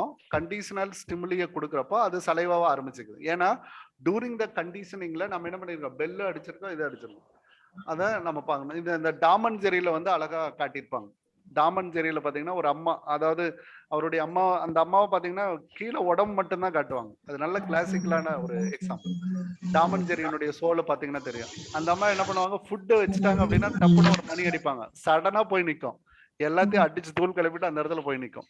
அது அந்த இடத்துல நம்மளாம் சின்ன சின்ன விஷயங்கள் பாக்குறப்ப நம்ம அந்த விஷயங்களை வந்து நீங்க அப்படி எடுத்துக்கிறது நல்லது. Operand condition. அப்போ இது வந்து கண்டிஷனல் ஸ்டிமுலி வரப்போ நமக்கு என்ன ஆகுது அப்படின்ற பாக்குறப்போ, ரெண்டையும் ஒண்ணு சேர்த்து கொடுக்குறப்போ, கண்டிஷனல் ஸ்டிமுலி அன்கண்டிஷனல் ரெண்டையும் ஒண்ணு சேர்த்து கொடுக்குறப்போ அது ஏற்படுத்தின அந்த கற்றல் மறுபடியும் வந்து பெல் அடிச்சாவே அதுக்கு ஏற்பட ஆரம்பிச்சிருமா, அதைதான் சொல்லுது. அப்போ இது வந்து அது கத்துக்கல அப்படின்னு அர்த்தம். இந்த ரெஸ்பான்ஸை வந்து அந்த இடத்துல என்ன பண்ணல அப்படின்னா அது கத்துக்கல. அது கத்துக்கிட்டதுக்கு அப்புறம் எதை பண்ணாலும் அது வந்து ரெடி ஆகுதுன்னு அர்த்தம், சாப்பிட்றதுக்கு ரெடி ஆயிக்குது அப்படின்றதான் ஒரு சொல்லியிருப்பார். மனிதனை இயந்திரமாக கருதியவர் ஸ்கின்னர் அப்படின்னு சொல்லுவாங்க. ஸ்கின்னர் அப்படின்றவரை நிறைய படிச்ச அனுபவங்கள் இதுல எல்லாம் இருக்கிறத நான் சொல்றேன். ஸ்கின்னர் தான் வந்து மனிதனை இயந்திரமாக பயன்படுத்தியவர் அப்படின்னு, மனிதனை இயந்திரமாக கருதியவர் அப்படின்னு சொல்லலாம். இதனுடைய அடிப்படை தாங்க, இந்த ஆப்பரண்ட் கண்டிஷனுடைய அடிப்படை தான் ரீஎன்ஃபோர்ஸ்மெண்ட். அவர் சொன்னார் இல்லைங்க, வலுவூட்டம். வலுவூட்டம் அப்படின்றது இதுதான், இதுக்கு அடுத்ததுதான் உங்களுக்கு கிடைக்கும். இதுல வந்து அவர் ரெண்டு கான்செப்ட சொன்னார் இல்லைங்க, அதாவது நெகட்டிவ் ரீஎன்ஃபோர்ஸ்மெண்ட், பாசிட்டிவ் ரீஎன்ஃபோர்ஸ்மெண்ட் இல்லைங்களா, ரெண்டுமே இருக்கு. பாசிட்டிவ் ரீஎன்ஃபோர்ஸ்மெண்ட், வலுவூட்டம் கிடைக்கும்.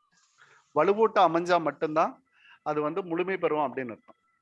இதுல ரெஸ்பான்ஸ் நல்லா இருக்கும். நீங்க நல்லா பேசுனீங்கன்னா கைதட்டிட்டு போயிடும் இல்லையா, நானும் உங்களுக்கு நல்லா பேசுறப்ப கைதட்டிட்டு போயிடுவீங்க. டெஸ்ட் வைக்கலன்னா நீங்க நல்லா அதுல எவ்வளவு ஸ்கோர் பண்றது அப்படின்னு தெரிஞ்சுக்க மாட்டீங்க. அப்ப அதுல ரெண்டுமே இருக்கணும், ரெண்டு ப்ராசஸுமே இருக்கணும், அதுதான் completeness.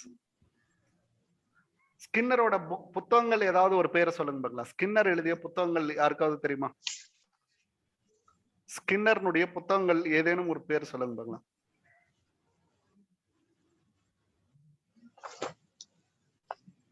The technology of teaching அப்படின்னு இருக்குங்க, த டெக்னாலஜி ஆஃப் டீச்சிங். ஏன்னா இது ஏதோ ஒன்றுல சொல்லியிருப்பாரு இல்லைங்களா, இந்த ஆப்பரண்ட் கண்டிஷனிங் அப்படின்றது ஏதோ ஒன்றுல சொல்லியிருப்பாரு இல்லைங்களா, அந்த டெக்னாலஜி ஆஃப் டீச்சிங் அப்படின்ற விஷயத்த சொல்லியிருப்பாரு. அதுலதான் வந்து அவர் என்ன சொல்றாரு அப்படின்னா, ப்ரோகிராம்டு லேர்னிங் அப்படின்றதுல அது வரும் சார். பாத்தீங்கன்னா நம்ம திட்டமிட்டு கற்றல்னு சொல்லுவாங்க சார், ப்ரோகிராம்டு லேர்னிங். ப்ரோகிராம்டு கிளை வழி திட்டம் அப்படின்னு சொல்ற அந்த பிரான்ச்டு ப்ரோகிராம். பிரான்ச்டு, ஆமாங்க. அவர்தான் ஸ்கின்னர் தான் வந்து லீனர் ப்ரோகிராம் அப்படின்னு சொல்லுவாங்க. லைனர் ப்ரோகிராமுங்க, லைனர் ப்ரோகிராம் அப்படின்னு சொல்றாரு அவர் பேர். இதுல வேற ஏதாவது பேர் சொல்லணும்னா நம்ம சொல்லிட்டே போறோங்க. லைனர் ப்ரோகிராம் அப்படின்னு அதாவது என்ன அப்படின்னா நேர்வழி கற்றல். நேர்வழி கற்றல், நேர்வழி கற்றல் வந்து ஸ்கின்னர். நேர்வழி கற்றல் கிளை வழி திட்டத்தை கொண்டு வந்தவர் அந்த நார்மன் கிரவுடன், கிராக்ஸ்டன் கிரவுடன். நீங்க சொல்றப்பயே எனக்கு அந்த பேர் வந்து ஞாபகத்துல வந்துருதுங்க. கிளை வழி கற்றல் அப்படின்னு வரப்போ நீங்க எடுத்து கொடுத்தீங்கன்னா ஒரு சிலது ஞாபகத்துல இருந்து வருதுங்க. கிராக்ஸ்டன் கவுடன், கிரவுடர் அப்படின்னு வருது. ப்ரோகிராம்டு இன்ஸ்ட்ரக்ஷன் கிரவுடர். இதுதான் வந்து இப்போ அதிகமா பயன்பட்டு இருக்குதுங்க. கிளைவழி கற்றல் தான் வந்து அதிகமா பயன்பட்டு இருக்கு. நேர்வழி கற்றலை காட்டிலும் கிளைவழி கற்றல் தான் இப்போ அதிகமா இருக்கு. கிளைவழி கற்றல் இதுல வந்து சாரி, நான் கிராக்ஸ்டன் கவுடன் கிடையாது, இது நார்மன் கவுடருங்க. சாரி, நான் வந்து தப்பா சொல்லிட்டேன். Norman Cawdor.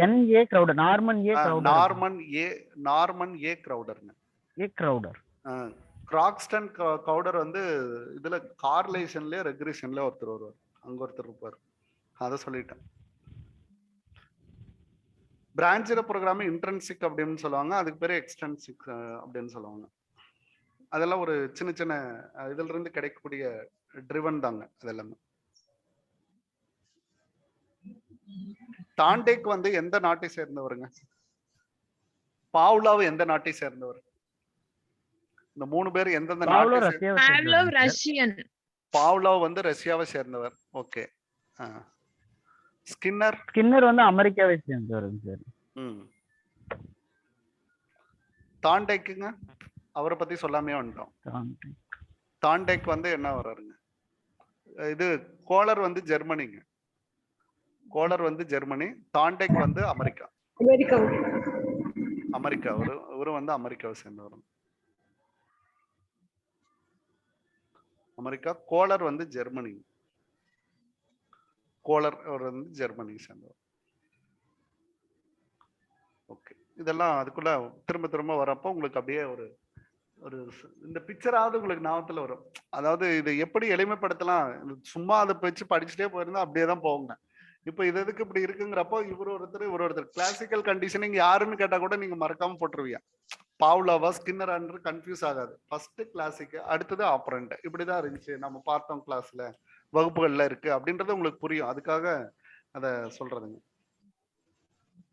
ஓகே, அடுத்தது இது பாருங்க, பியாஜே. பியாஜே இவரெல்லாம் அடிக்கடி கேட்டிருக்காங்க, இவரெல்லாம் வந்து நிறைய வாட்டி நமக்கு கேள்வி கேட்டுட்டாங்க. பட் இதுல பியாஜே அப்படின்றவரை காக்னிட்டிவ் டெவலப்மெண்ட் அப்படின்னு சொல்றாங்க, அறிவுத்திறனுடைய வளர்ச்சி நிலைகள் அப்படின்னு சொல்றாரு. அறிதிறனுடைய வளர்ச்சி நிலைகள் அப்படின்னு சொல்றாரு. இவர் வந்து இந்த வேர்டு தான் முக்கியங்க. Sensory motor, pre operational, concrete operation, அடுத்ததான் பாத்தீங்கன்னா ஃபார்மல் ஆபரேஷன். இந்த 4 வேர்டு தான் நீங்க பார்த்து வச்சிருக்கோம். இதுதான் ரொம்ப முக்கியம். ஒவ்வொன்றும் ஒவ்வொரு ஸ்டேஜ். சென்சரி மோட்டார் அப்படின்னு சொல்லப்படுறது நம்ம குழந்தையா இருக்கிறப்போ, 0ல இருந்து 2 வயசு வரப்போ interact with the environment. First நம்ம என்ன பண்ணுவோமா, இந்த என்விரான்மெண்டோட தான் நம்ம இன்ட்ராக்ட் பண்ணுவோம். அப்போ இந்த என்விரான்மெண்ட்ல யாரெல்லாம் வராங்க, அப்போ அவங்கள பார்த்து ஒரு ஸ்மைல் பண்றது, சிரிக்கிறது, வேற ஏதாவது பொம்மை இருந்தா நம்ம எடுத்து பார்க்கறது, ஏதாவது எடுத்து விளையாண்டு பார்க்கறது. அடுத்த பாத்தீங்கன்னா ப்ரீ ஆபரேஷனல் ஸ்டேஜ் அப்படின்னு வரப்போ the child begins represent the world symbolically. இந்த சைல்டு வந்து நான் இப்படிதான் அப்படின்னு சொல்ல ஆரம்பிச்சிருமா. இந்த பெண் குழந்தைகள்லாம் பாத்தீங்க அப்படின்ட்டா அந்த விளையாடக்கூட பொம்மைகள்லாம் பாத்தீங்க அப்படின்னா அவங்க தொடர்பான பொம்மைகளாவே வச்சிருக்குங்க. அதாவது சின்ன சின்ன அழகுபடுத்துற மாதிரி பொம்மைகளுங்க, அதாவது சமையல் பண்ற மாதிரி பொம்மைகள், அழகுபடுத்துற மாதிரி பொம்மைகளுங்க. அடுத்துதான் பாத்தீங்க அப்படின்ட்டா ஆண்கள்லாம் பாத்தீங்கன்னா துப்பாக்கி சுடுறது, இந்த மாதிரி எல்லாம், ஆண் குழந்தைகள்லாம் பாத்தீங்கன்னா இந்த துப்பாக்கி சுடுறது, இது மாதிரி எல்லாம் வச்சிருக்கோங்க. அதெல்லாமே வந்து இதுல நம்ம கொண்டு வரோங்க. Pre operational. கான்கிரீட் அப்படின்றது கொஞ்சம் வளர்ந்தது, இப்ப எல்லாமே 11 to 12 வந்துட்டாங்க. the child learn rules such as conservation அப்படின்னு பாதுகாப்பு சார்ந்த விஷயங்களை வந்து கத்துக்குவாங்க. பாதுகாப்பு, எதை பார்த்தா எதை எடுத்தா எப்படி பாதுகாக்கணும், எதை வந்து ப்ராப்பரா ஆப்ரேட் பண்ணணும் அப்படின்றது வந்து அதுக்கு புரியுமா. அதான் அதை வந்து வகைப்படுத்துறது, வரிசைப்படுத்துறது, முன்பின் மாற்றங்களை உணர்றது, இந்த மாதிரியான விஷயங்கள் எல்லாமே வரும். இதுல வந்து இந்த ஸ்டேஜ் வந்து ரொம்ப கேர்ஃபுல்லா பார்க்க வேண்டியது. அதனாலதான் இன்னும் ஸ்கூல் ஓபன் பண்ணாமே வச்சிருக்காங்க. முழுமையாக பின்பற்றே தெரியாதுங்க, விதிகளை வந்து முழுமையாக பின்பற்ற தெரியாது இந்த மாணவர்கள். இது வந்து பருப்பொருள், கான்கிரீட்டுங்கிறது பருப்பொருள் நிலை. எல்லாத்தையும் உணர்ந்ததுக்கு அப்புறம் தான் இதை செய்யும். அதை வந்து பின்பற்றும் பண்பு பெறுதல் அப்படின்னு. இவங்களுக்கு வந்து அடிக்கடி இன்ஸ்ட்ரக்ஷன் நம்ம கொடுத்துக்கிட்டே இருக்கணும். இந்த ஸ்டேஜ்ல வந்து நம்ம இன்ஸ்ட்ரக்ஷன் கொடுத்துக்கிட்டே இருக்கோம். அடல்ட்ஹுட் அப்படின்னு சொல்றது, adolescent can transcend concrete situation and think about the future. ஃபியூச்சரை பத்தி திங்க் பண்ண ஆரம்பிச்சாங்க. 11 வயசுக்கு மேல வந்து பாத்தீங்கன்னா எதிர்கால நிலைமை, அவங்களுடைய கற்பனை உலகம், அதை பத்தி எல்லாமே வந்து அவங்க சிந்திக்க ஆரம்பிச்சிருவாங்க. சிந்திக்கக்கூடிய ஆற்றல் வந்து பெறுவாங்க. இதுதான் அதுல சொல்லப்படுறது. அப்ப இவருடைய 4 நிலைகள் அப்படின்றது எந்தெந்த வருடம் அப்படின்றது பார்த்துக்கோங்க. 0 to 2, 2 to 7 வருடம். ஒரு சில இடத்துல பாத்தீங்கன்னா 6ன்னு கொடுப்பாங்க. பிக்சர் மாதிரி இருக்கிறதுல 6, 6, 7ன்னு இருக்கும். 7 to 11ங்க. 7 to 11, 11 வயசுக்கு மேல. ஒவ்வொன்றிலையும் யாரை பத்தி நம்ம தெரிஞ்சுக்கிறோம் அப்படின்றத பாத்துக்கோங்க. நுண்ணறிவு சென்சரியில வந்து நுண்ணறிவுல வந்து மொழி பயன்பாடு இல்லாம இருக்கும். அதுக்குன்னு ஒரு மொழியை பேச ஆரம்பிச்சிருக்கும். அது பாக்குறது எல்லாமே குறியீடுகள் மட்டும்தான் பார்க்கும். குறியீடுகள் மட்டும்தான் அந்த குழந்தைகள் பார்க்கும் அப்படின்னு சொல்லுவாங்க. இதுல பியாஜே பத்தி வேற ஏதாவது குறிப்புகள் ஏதாவது இருந்தா சொல்லுங்க ப்ளீஸ். பியாஜே.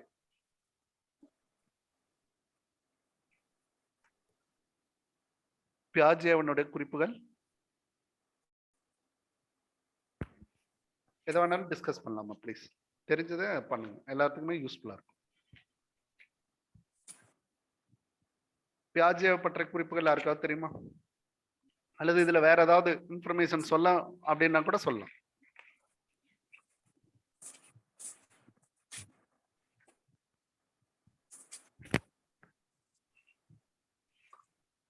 அவ்வளவுதாங்களா, அடுத்தது போலாங்களா. இவர் வந்து ஒரு சில புக்ல பாத்தீங்கன்னா இவர் வந்து ஃபாதர் ஆஃப் காக்னிட்டிவ் டெவலப்மெண்ட் அப்படின்னு சொல்லி கொடுத்துருப்பாங்க சார். சொல்லியிருக்காங்க. பியாஜே வந்து ஃபாதர் ஆஃப் காக்னிட்டிவ் டெவலப்மெண்ட் அப்படின்னு சொல்லி கொடுத்துருப்பாங்க சார். பியாஜே வந்து சுவிட்சர்லாந்து நாட்டை சார்ந்தவர் சார். சுவிட்சர்லாந்து நாட்டை சார்ந்தவர். சூப்பர் பாருங்க. அப்ப நமக்கு வருது பாருங்க எல்லாமே. சுவிட்சர்லாந்து நாட்டை சேர்ந்த சுவிட்சர்லாந்து இதெல்லாம் நம்ம மறக்க மாட்டோங்க.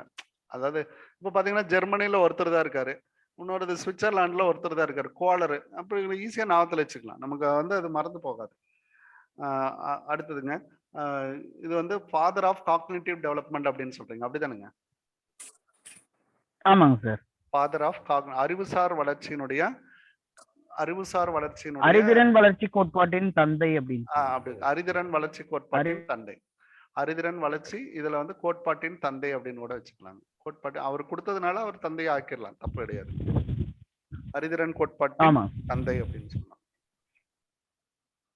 வேற ஏதாவது நிகழ்வுகள் இவரை பத்தி ஏதாவது சொல்ல விருப்பப்படுறாங்க சொல்லலாம். சார் இவர் தான் இந்த ஸ்கீமாங்கிற ஒரு வேர்டை யூஸ் பண்ணாருங்க சார். ஸ்கீமா ஒரு பொருள் பற்றிய அறிவை பெற உடல் மன ரீதியாக கையாள வேண்டிய செயல் தொகுப்பு ஸ்கீமா ஆகும்.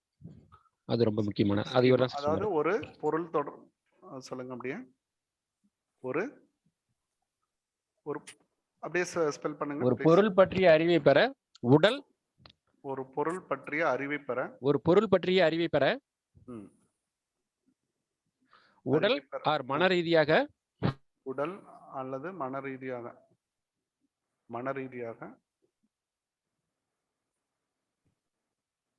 வலிமை பெறணுங்களா? என்ன உடல் ரீதியாக சார் சிக்னல். Okay okay. உடல் மன ரீதியாக கையாள வேண்டிய செயல் தொகுப்பு ஸ்கீமா. கையாள வேண்டிய செயல் தொகுப்பு. கையாள வேண்டிய செயல் தொகுப்பு. சூப்பருங்க, அழகான விஷயங்க. செயல் தொகுப்பு ஸ்கீமா. Okay fine. இதுல எதுவும் தேவைப்பட்டா மறுபடியும் ஏதாவது எங்காவது கிடைச்சது அப்படின்னா அந்த இடத்துல நம்ம சொல்லிடலாங்க. சார் இதுல அந்த முன்னாடி எப்படிப்பா ஒவ்வொருத்தரா சொல்லுங்க ப்ளீஸ். தொடக்க பிரைமரி ஸ்கூல்ல நேரடி அனுபவம் முறை சார்.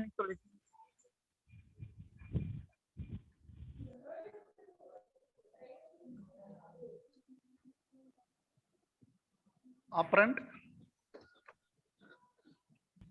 சார் அது ஆப்பரண்ட் கண்டிஷனிங் பார்த்தோம்லங்க சார். அதுக்கு வந்து ஒரு நம்ம ஏற்கனவே நம்ம அந்த டிஇடி எக்ஸாம்ல கூட ஒரு கொஸ்டின் கேட்டிருந்தாங்க சார். கோயில் கோபுரத்துல இருக்கிற அந்த புறாக்களை வந்து பிடிக்கிறதுக்காக நம்ம வளர்ப்பு புறாக்களை பயன்படுத்தணும் அப்படின்னா அதுக்கு அது வந்து என்ன லேர்னிங்ல வரும் அப்படின்னா அந்த ஆப்பரண்ட் கண்டிஷனிங்ல வரும். இது வந்து அந்த டெஸ்ட்ல கேட்டுக்கிற கொஸ்டின் சார். கும்கி மாடலுங்க. ஆமாங்க சார். ஆமாங்க சார், அதேதாங்க சார். கும்கி மாடல். புறாக்களை வந்து வளர்க்குற புறாவை அனுப்பிச்சு அந்த காட்டு புறாக்களை நம்ம பிடிக்கிறதுக்கு பயன்படுத்துற லேர்னிங் வந்து ஆப்பரண்ட் கண்டிஷனிங் அப்படின்றாங்க. கோயில் புறாக்களை வந்து பிடிக்கிறதுக்கான செயல். அப்போ வளர்ப்பு புறாவை பயன்படுத்தி செய்யணும். வளர்ப்பு புறாவை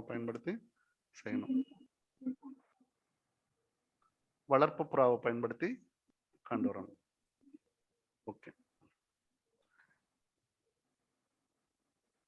இதுல அந்த ஓடி போன புறாவை பிடிக்கிறதுக்காக இவரு போவார் இல்லைங்களா? ஏதோ ஒரு படத்துல வருமே,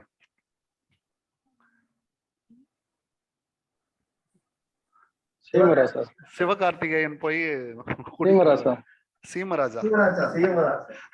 அது வந்து அது என்ன கண்டிஷனிங் ஆக இருக்குன்னு தெரியல.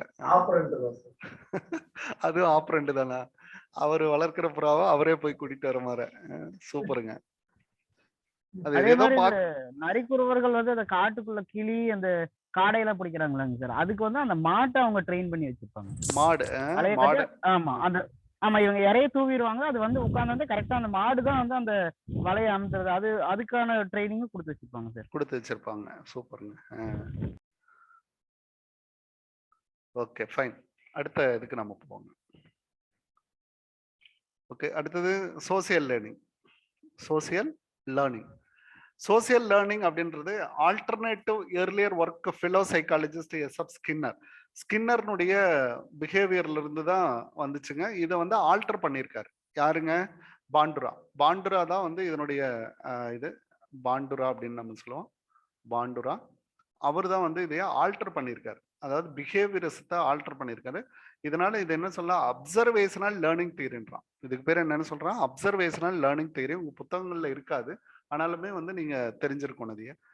Social learning theory is the theory of learning process social behaviour which proposes that new behaviour.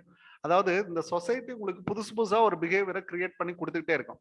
By acquiring limiting the others அப்படின்றான். இப்போ இதுதான் நமக்கு ரொம்ப முக்கியமான point. It starts that learning is a cognitive process. ஒரு அறிவு சார்ந்த வழி, அது அறிவு சார்ந்த செயல்முறை. That takes in a place social context. இந்த சமுதாயம் தான் உங்களுக்கு கொடுக்குது. அப்ப அந்த சமுதாயத்துல வந்து நீங்க எப்படி கத்துக்கிறீங்க அப்படின்னா அப்சர்வேஷன், டைரக்ட் இன்ஸ்ட்ரக்ஷன் மூலமா கத்துக்கிறீங்க. அப்சர்வேஷன் அல்லது டைரக்ட் இன்ஸ்ட்ரக்ஷன் மூலமா கத்துக்கிறீங்க. Even in the absence of motor reproduction direct reinforcement இருக்கும். நல்லா புரியுதான்னு பாருங்க. அப்போ உங்களை வந்து இந்த சமுதாயம் கத்து கொடுக்கறதுனால நீங்க என்ன பண்றீங்க, இந்த ரோடு ரூல்ஸ் எல்லாம் நம்ம கத்துக்கிறோம் இல்லைங்களா, இதுதான் சமுதாயம் கத்து கொடுக்கறது. நம்ம ஏதாவது பள்ளிக்கூடம் வச்சு அதுக்கு சொல்லியா கொடுக்குறோங்க, இந்த ரோட்ல இப்படி போகணும், இந்த சைடு இருக்கக்கூடாது, இந்த சைடு போகணும், அதெல்லாம் நம்மளாவே கத்துக்கிட்டது.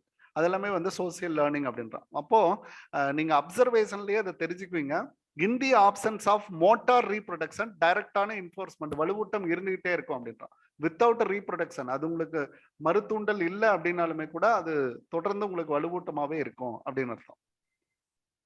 நீந்த கத்துக்கிட்டவன் மறுபடியும் கூட தண்ணியில போட்டா நீந்திடுவான் இல்லைங்களா, நீந்த கத்துக்கிட்டவன் மறுபடியும் தண்ணியில போட்டா நீந்திடுவான்.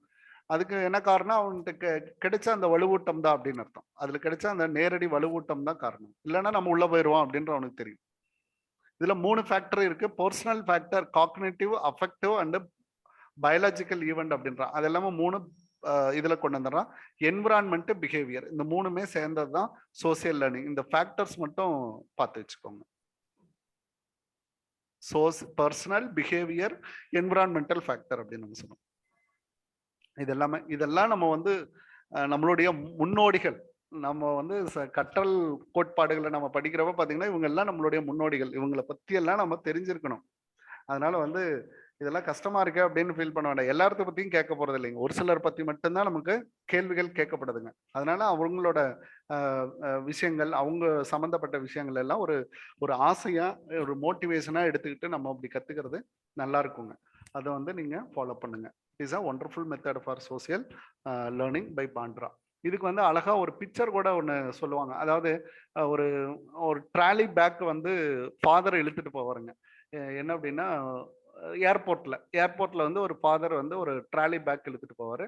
அதை பார்த்துட்டு இருந்தா அவனோட சன் என்ன பண்ணுவார் அப்படின்னா அதே மாதிரி ஒரு ட்ராலி பேக்கை பின்னாடியே எடுத்துட்டு போவார்.